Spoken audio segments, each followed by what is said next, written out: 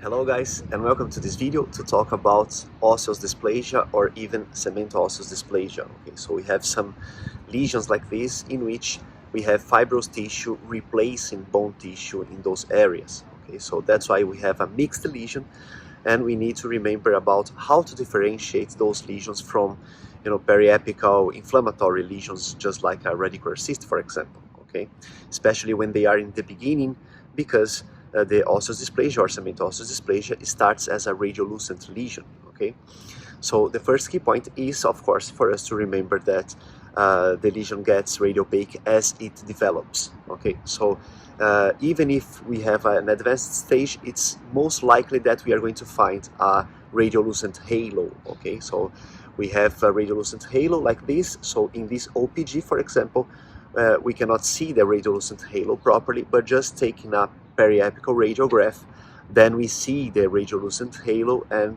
the disease is developing, so that's just a osseous dysplasia. Okay, so it's different from a idiopathic sclerosis, for example, because we can see the radiolucent halo and other characteristics that we are going to comment here. Okay, now the second key point, which is also very important, is that we may have, and it's most common that we have vital teeth involved to the lesions, okay, especially if we are talking about cemento-osseous dysplasia, right?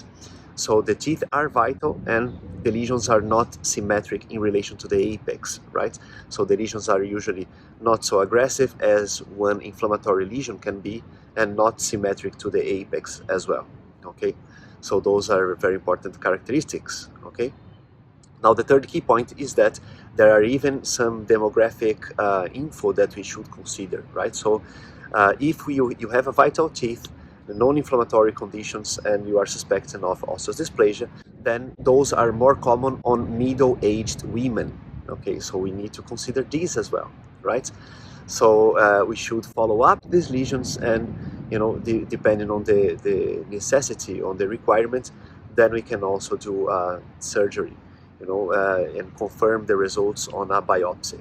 And don't forget that whenever we need 3D information, just like for surgical planning, then we can also take a CBCT of this lesion, and then we could see, the lesion in the 3 orthogonal planes and do measurements and volumetric measurements as well. Okay, so those are the 3 key points about osseous dysplasia, and see you guys on the next videos.